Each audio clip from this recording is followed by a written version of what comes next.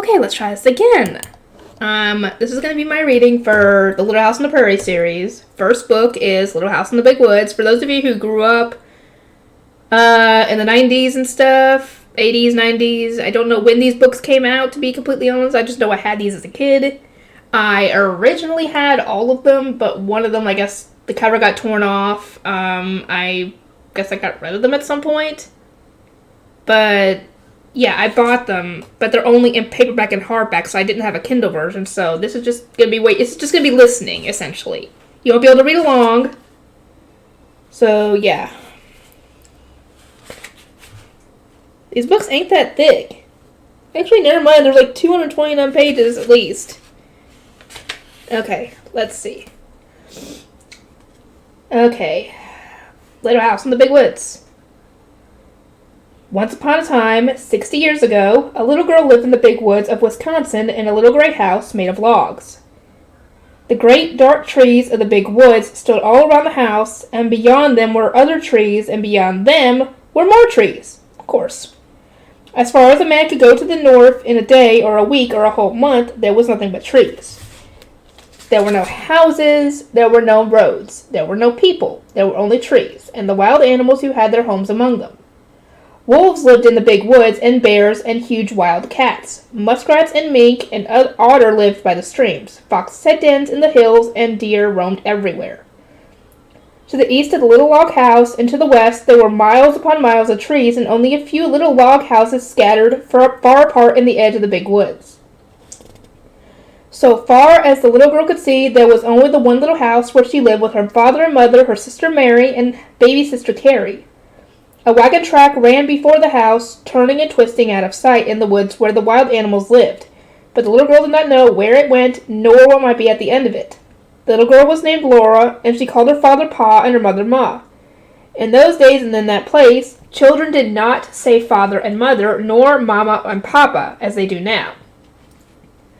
At night, when Laura lay awake in the trundle bed, she listened and could not hear anything at all but the sound of the trees whispering together. I wonder how old she is in this part in the story, because this is the beginning. And I know that people married young in this time and age. Sometimes far away in the nights, a wolf howled. Then he came nearer and howled again. It was a scary sound. Laura knew that wolves would eat little girls, but she was safe inside the solid log walls. Her father's gun hung over the door, and good old Jack, the brindle bulldog, lay on guard before it, her father would say. Go to sleep, Laura. Jack won't let the wolves in. So Laura snuggled under the covers of the trundle bed close beside Mary and went to sleep. How big is the trundle bed? Can somebody tell me? One night her father picked her up out of bed and carried her to the window so that she might see the wolves. There were two of them sitting in front of the house.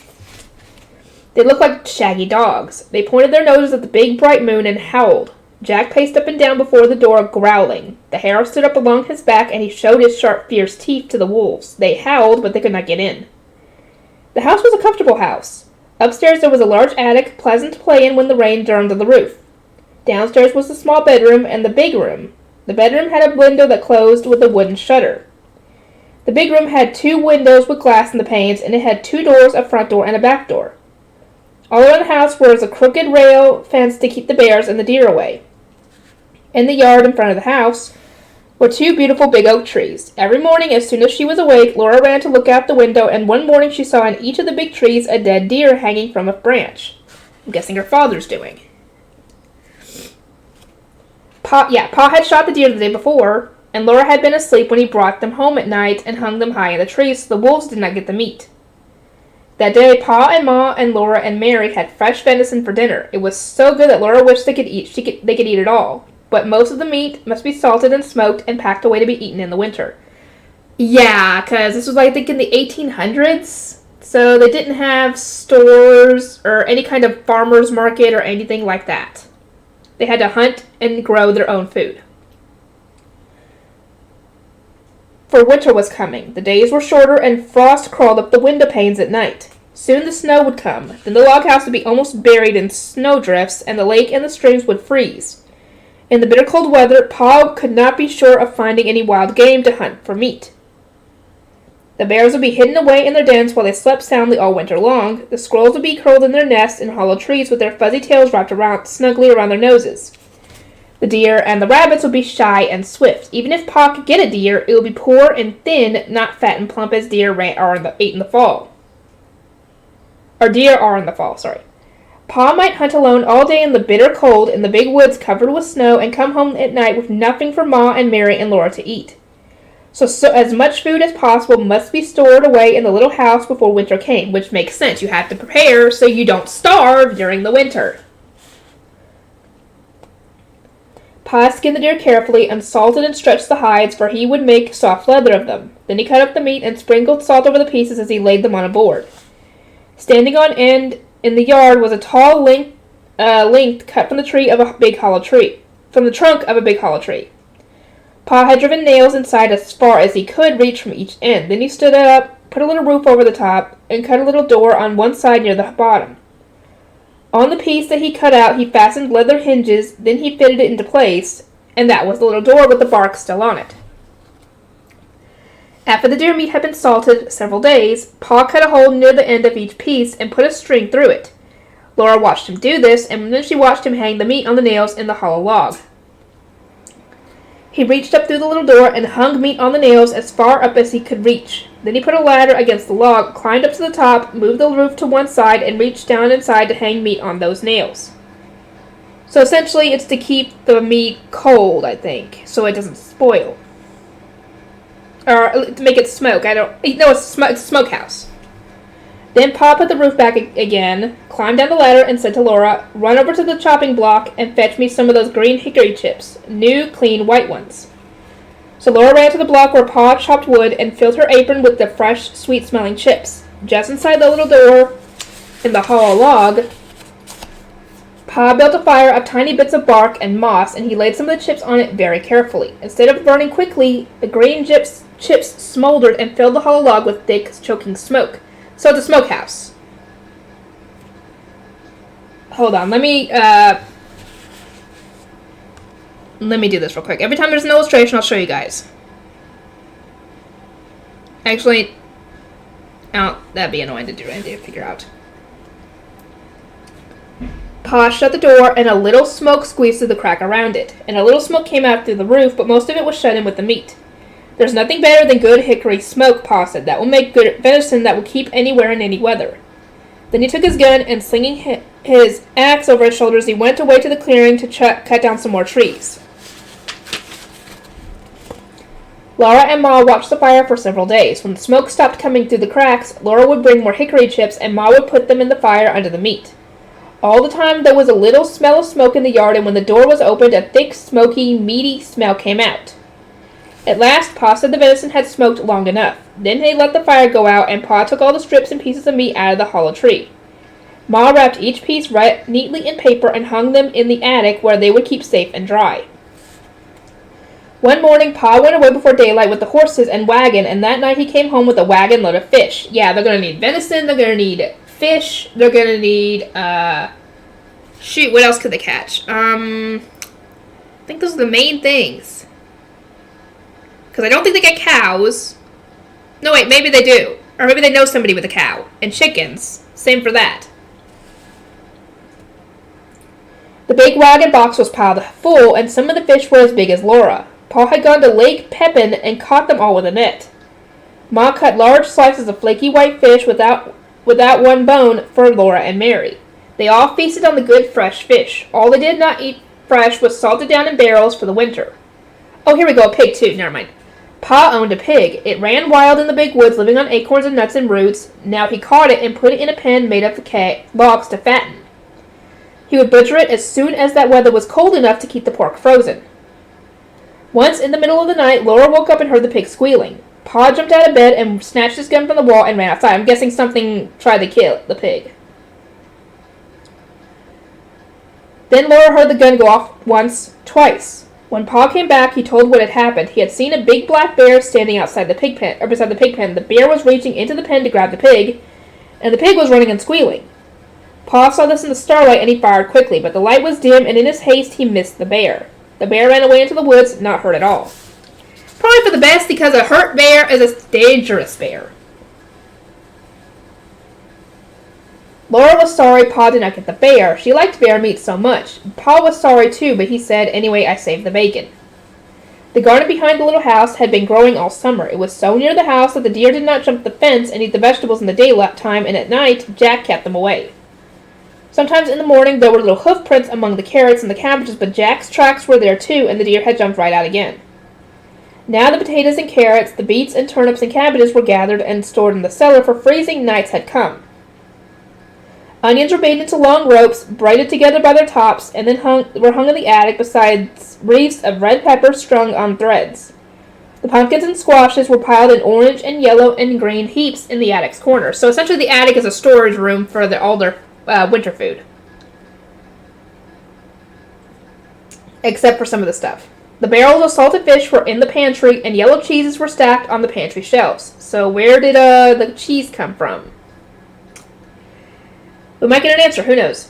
Then one day Uncle Henry came riding out of the big woods. He had come to help Pa butcher. Ma's big butcher knife was already sharpened, and Uncle Henry had brought Aunt Polly's butcher knife. Near the pig pen, Pa and Uncle Henry built a bonfire and heated a great kettle of water near it. Over it, when the water was boiling, they went to go kill the hog. Then Laura ran and hid her head on the bed and stopped her ears with her fingers so she could not hear the pig squeal. "It doesn't hurt him, Laura," Pa said. "We do it so quickly." But she did not want to hear him squeal. I don't blame her. In a minute, she took one finger cautiously out of an ear and listened. The hog had stopped squealing. After that, butchering time was great fun.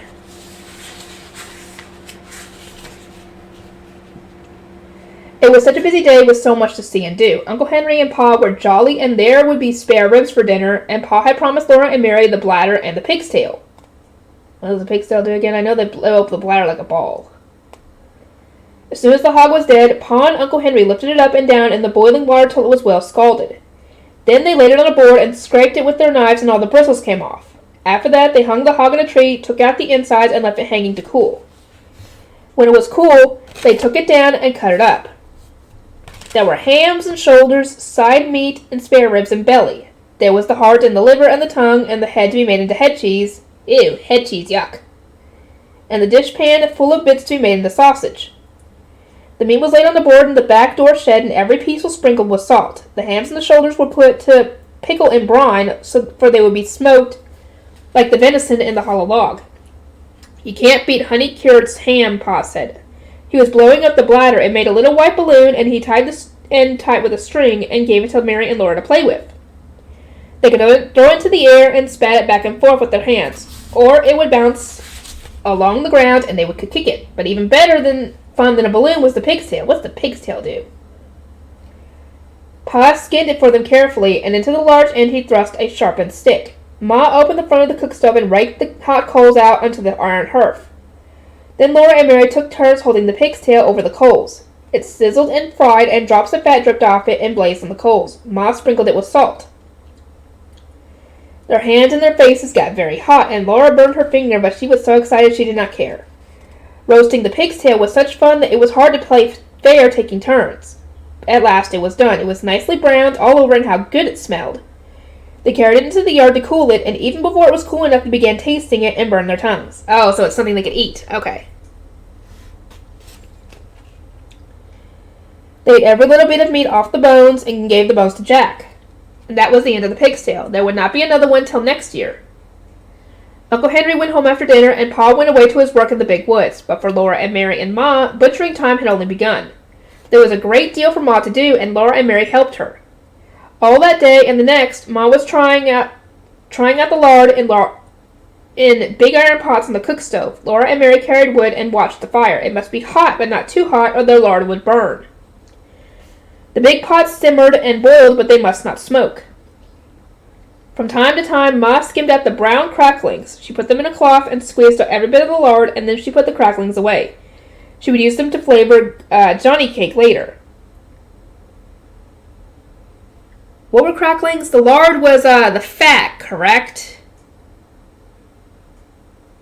Do people even use cracklings anymore? Or some of this stuff? I don't know. Cracklings were very good to eat, but Laura and Mary could only have a taste. They were too rich for little girls, Ma said. Ma scraped and cleaned the head carefully, And then she boiled it till all the meat fell off the bones. She chopped the meat fine with her chopping knife. In the wooden bowl, she seasoned it with pepper and salt and spices. Then she mixed the pot liquor with it and set it away in a pan to cool. When it was cool, it would cut into slices, and that was head cheese. Okay. Makes me wonder what they do with the brain. Did they do that with that too? Ew. The little pieces of meat, lean and fat, that had been cut off from the large pieces, Ma chopped and chopped until it was all chopped fine.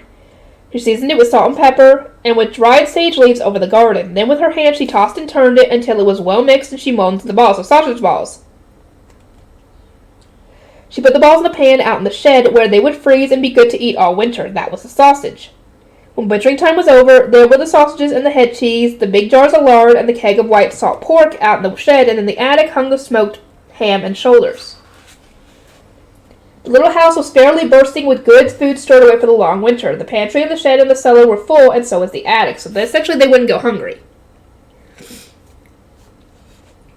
Laura and Marion was playing in the house now, for it was cold outdoors, and the brown leaves were all falling from the trees. The fire in the cook stove never went out. At night, Pa handed it,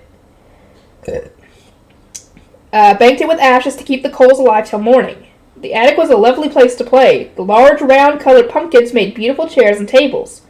The red peppers and the onions dangled overhead. The hams and the venison hung in their paper wrappings, and all the bunches of dried herbs, the spicy herbs for cooking, and the bitter herbs for medicine, gave the place a dusty, spicy smell.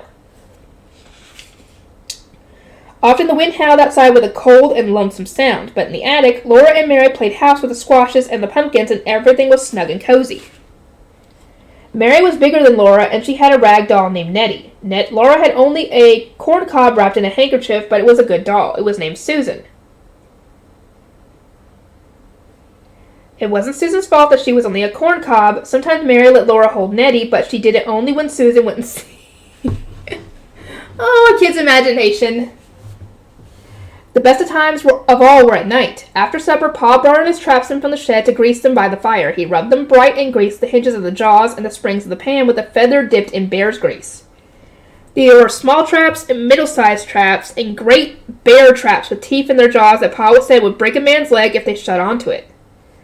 While he greased the traps, Pa told Laura and Mary little jokes and stories, and afterward he would play his fiddle. The doors and windows were tightly shut, and the cracks of the window frames stuffed with cloth to keep out the cold. But Black Susan, the cat, came and went as she pleased, day and night, through the swinging door of the cat hole in the bottom of the front door. Also, they got a kitty, too.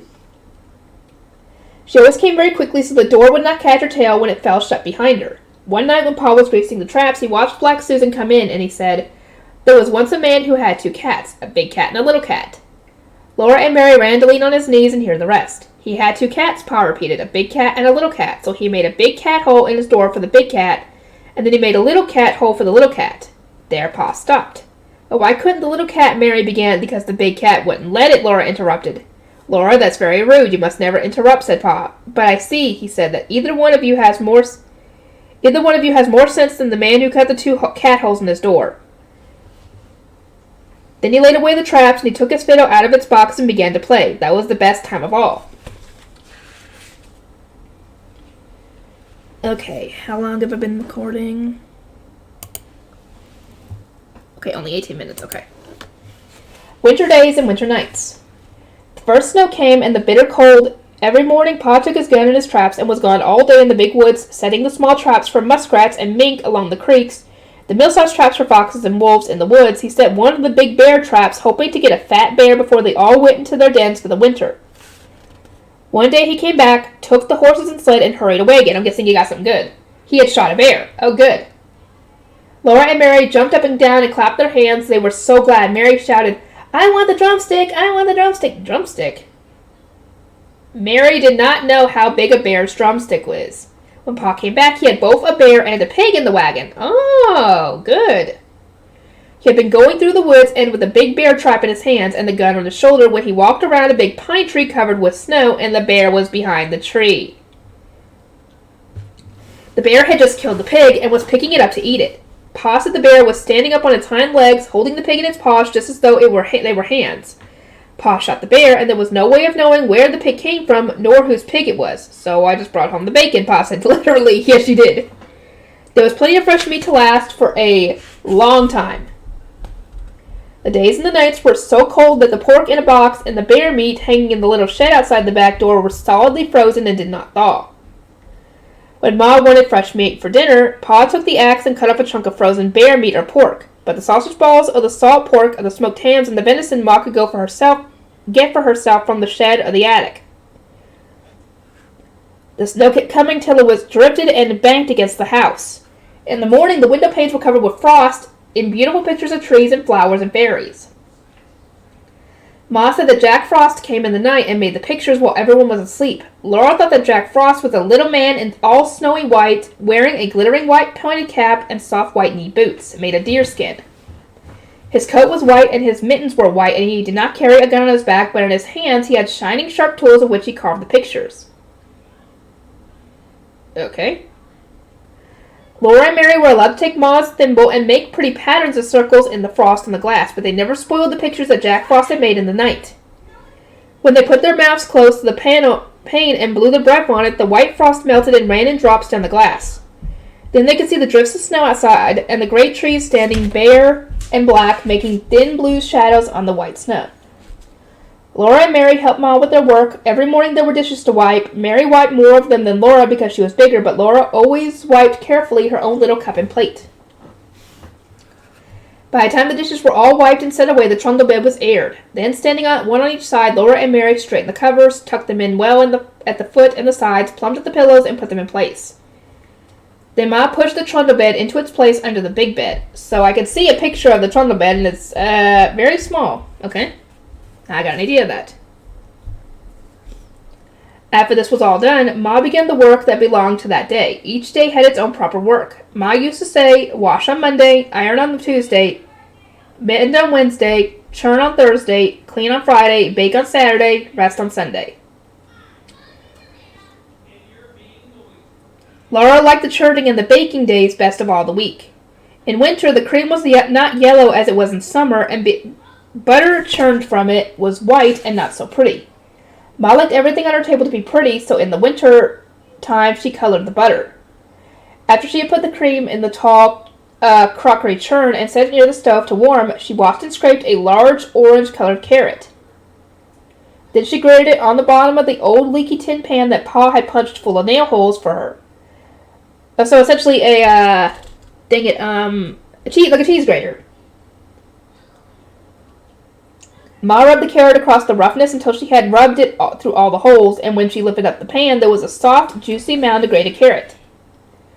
She put this in the little pan of milk on the stove, and when the milk was hot, she poured milk and carrot into a cloth bag. Then she squeezed the bright yellow milk into the churn where it colored all the cream. Now the butter would be yellow.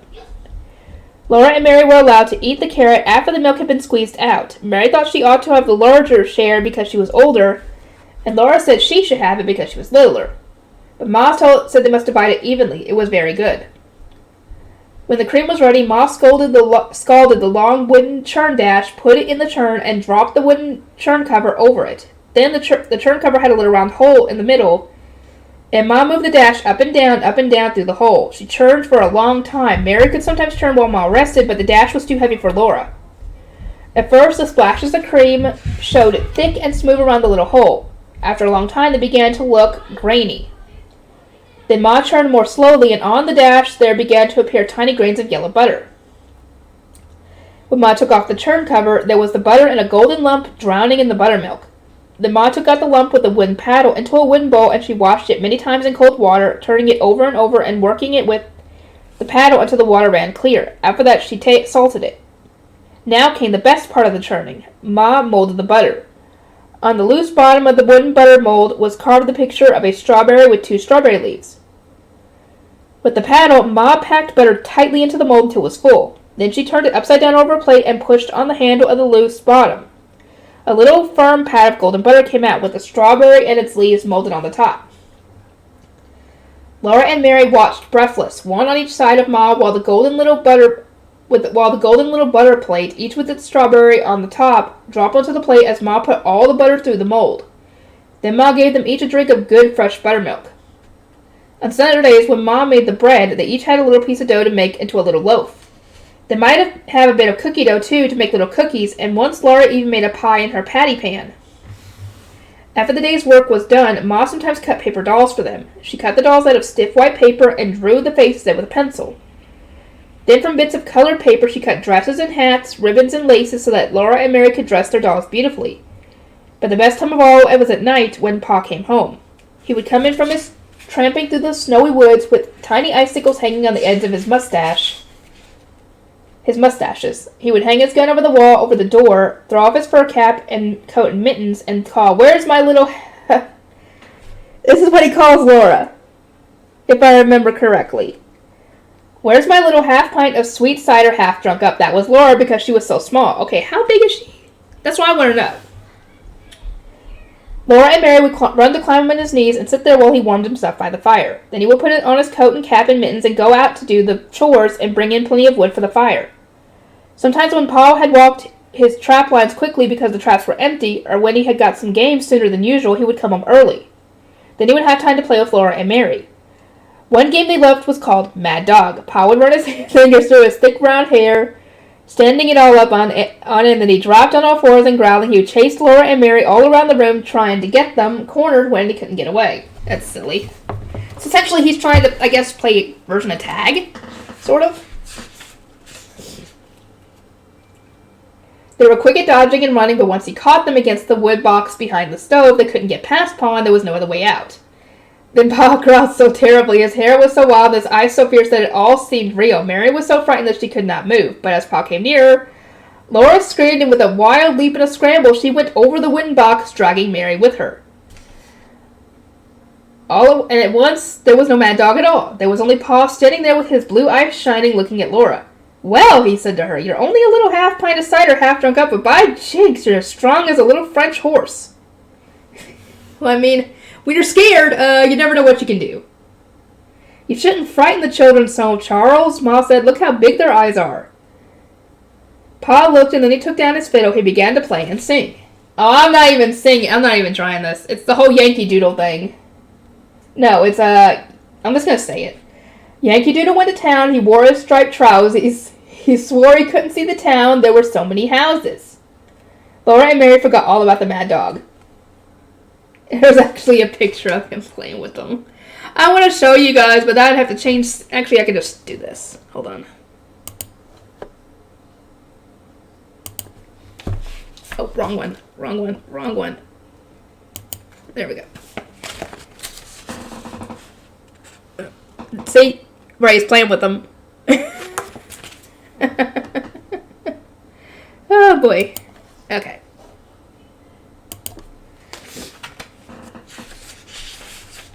Okay, here's the rest of it, I guess.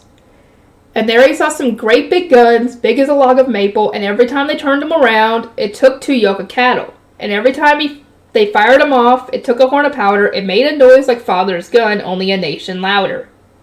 Pa was keeping time with his foot, and Laura clapped her hands to the music when he sang. I'm not even doing it. I'm not even trying. All alone in the wild big woods and the snow and the cold, and the little log house was warm and snug and cozy. Pa and Ma and Mary and Laura and baby Carrie were comfortable and happy there, especially at night. Then the fire was shining on the hearth, the cold and the dark and the wild beasts were all shut out, and Jack the Brindle Bulldog and Black Susan the cat lay blinking at the flames in the fireplace. Ma sat in her rocking chair, sewing by the light of the lamp on the table. The lamp was bright and shiny. There was salt in the bottom of its glass bowl with the kerosene to keep the kerosene from exploding. Well, that's good to know. And there were bits of red flannel among the salt to make it pretty. It was pretty. Laura loved to look at the lamp, with its glass chimney so clean and sparkling, its yellow flame burning so steadily, and its bowl of clear kerosene covered with red by the bits of flannel. She loved to look at the fire in the fireplace, flickering and changing all the time, burning yellow and red and sometimes green above the logs, and hovering blue over the golden and ruby coals. And then Pa told stories. When Laura and Mary begged him for a story, he would take them on his knees and tickle their faces with his long whiskers until they laughed aloud. His eyes were blue and merry. One night, Pa looked at Black Susan, stretching herself before the fire and running her claws out in it, and he said, "Do you know that a panther is a cat? A great big wildcat?" "No," said Laura. "Well, it is," said Pa. "Just imagine Black Susan bigger than Jack and fiercer than Jack when he growls. Then she would be just like a panther. Actually, probably much bigger than that." He settled Laura and Mary more comfortably on his knees and said, "I'll tell you about Grandpa and the panther." Your grandpa? Laura asked. No, Laura, your grandpa, my father. Oh, Laura said, and she wriggled closer against Pa's arm. She knew her grandpa. He lived far away in the big woods in a big log house. Pa began, the story of Grandpa and the Panther. Your grandpa went to town one day and was late starting home. It was dark when he came riding his horse through the big woods, so dark that he could hardly see the road, and when he heard a panther scream, he was frightened for he had no gun. How does a panther scream? Laura asked. Like a woman. I rude, said Pa, like this, and he screamed so that Laura and Mary shivered with terror. Ma jumped in her chair and said, Mercy, Charles, but Laura and Mary loved to be scared like that. Well, I guess they do, considering they play Mad Dog with him. The horse with Grandpa on him ran fast, for it was frightened too, but it could not get away from the panther. The panther followed through the dark woods. It was a hungry panther, and it came as fast as the horse could run. It screamed now on this side of the road, now on the other side, and it was always close behind. Grandpa leaned forward in the saddle and urged the horse to run faster. The horse was running as fast as it could possibly run, and still the panther screamed close behind. Then Grandpa caught a glimpse of it as it leaped from treetop to treetop, almost overhead. It was a huge black panther leaping through the air like Black Susan leaping on a mouse. It was many, many times bigger than Black Susan. It was so big that if it leaped on Grandpa, it could kill him with its enormous flashing claws and its long, sharp teeth. Grandpa on his horse was running away from it just as a mouse runs from a cat. The panther did not scream anymore. Grandpa did not see it anymore, but he knew that it was coming, leaping after him in the dark woods behind him. The horse ran with all its might. At last, the horse ran up to Grandpa's house. Grandpa saw the panther springing. Grandpa jumped off the horse against the door. He burst through the door and slammed it behind him. Oh, poor horse. The panther landed on the horse's back, just where Grandpa had been. The horse screamed terribly and ran. He was running away into the big woods with the panther riding on its back and ripping his back with his claws. But Grandpa grabbed his gun from the wall and got to the window just in time to shoot the panther dead. Good. Grandpa said he would never again go into the big woods without his gun. When Pa told this story, Laura and Mary shivered and snuggled closer to him. They were safe and snug on his knees with his strong arms around them. They liked to be there before the warm fire with Black Susan purring on the hearth and good dog Jack stretched out beside her. When they heard a wolf howl, Jack's head lifted and the hairs rose stiff along his back, but Laura and Mary listened to that lonely sound in the dark and the cold of the big woods, and they were not afraid. They were cozy and comfortable in their little house made of logs with the snow drifted around it and the wind crying because it could not get in by the fire. Done. How long have I been recording? 32 minutes. Yeah, I'll stop. I just got to the end of a chapter, so I will see you guys in the next one.